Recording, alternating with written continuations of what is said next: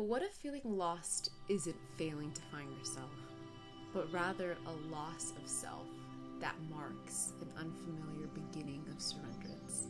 We're raised in a culture that loves clarity. Clarity is productive, it's validating, it's measurable, it's profitable. Clarity comes with boxes to check off to mark towards a goal.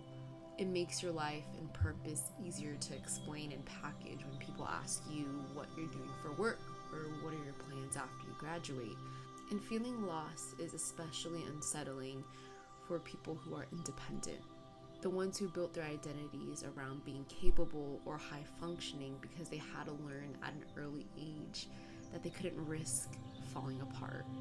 That feeling lost meant that you did something wrong, like you're regressing.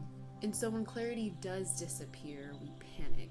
We cling for a new route or cling for a new solution or new structure to make us feel secure.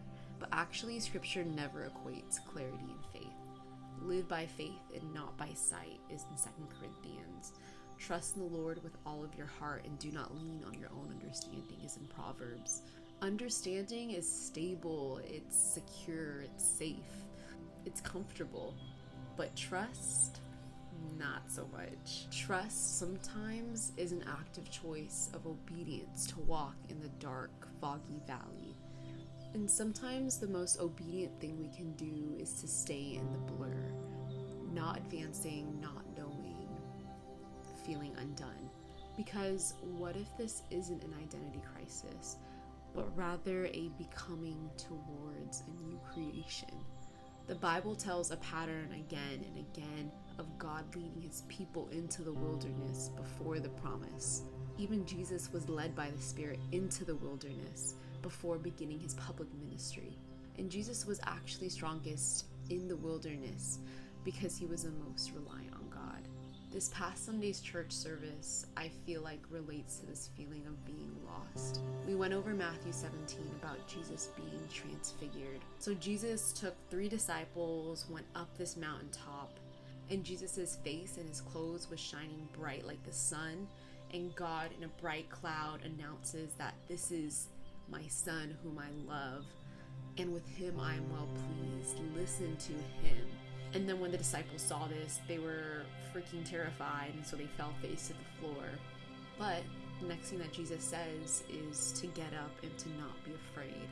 During the sermon, it talked about how Matthew, the author of the book of Matthew, places this story where he does for a reason. The mountain of Transfiguration is not the final destination because another hill is coming. On the mountaintop, Jesus shines of his glory.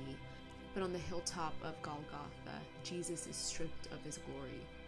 On the mountaintop, a bright cloud overshadows the scene, but on the hilltop, where Jesus was crucified, darkness overcomes the land. On the mountaintop, Jesus is accompanied by Moses and Elijah, 2 of Israel's greatest heroes. But on the hilltop, Jesus is accompanied by 2 criminals on the cross, one on his right and one on his left. On the mountaintop, God affirms Jesus' identity as his beloved. But on the hilltop, on the cross, God's voice seems silent. Bible scholar N.T. Wright says that the mountaintop transfiguration explains the hilltop and vice versa. Learn to see the glory in the cross and the cross in the glory, and listen for it in his voice when he tells us to take up his cross and follow him. Paul writes in Galatians that I have been crucified with Christ. It is no longer I who live, but Christ who lives in me. And so this got me thinking, what if you feel lost because you are lost? That this feeling of lost is an indicator that you are no longer on your path, but you are walking with and alongside Jesus.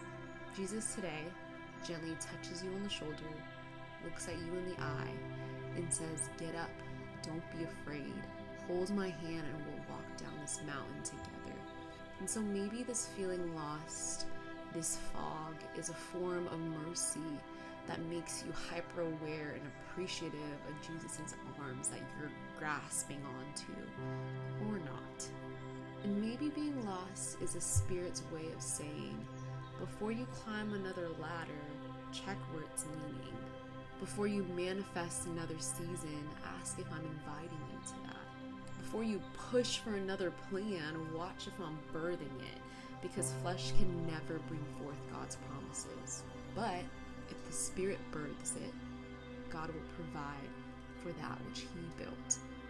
In John 12, Jesus speaks of the seed that must fall to the ground and die before it bears fruit. And death always looks like a loss on the outside. But in Jesus' gospel, burial is often the beginning of life, of fruitfulness. Because the one who has lost his life on my account will find it, is what Jesus says in Matthew 10. True living, true peace, true joy, that is life with God. And so if you're watching this, if your mornings feel heavy, if your thoughts don't feel as clean and bullet pointed as they used to, if your future looks less like a 5-year plan and more like watercolor bleeding into each other, don't rush to fix it. Sit in the dirt. Sit in the dirt with God. Bring Him in and throw out. Ask not for clarity, but obedience for you to take that step forward. Ask God, what are you pruning in my character? What are you planting in me? What are you inviting me to see, to hear, to become? And let us listen to Jesus. Because one day, and not in a dramatic hurry, but in a slow gentleness, something is going to shift. And the fog is going to thin, and maybe not into an understanding or clarity, but a peace that is anchored and transcends all understanding. Because maybe feeling lost isn't the enemy. Maybe it's the shepherd leading you somewhere you could not have gone on your own. And maybe it's an invitation to the cross, that the way up is the way down.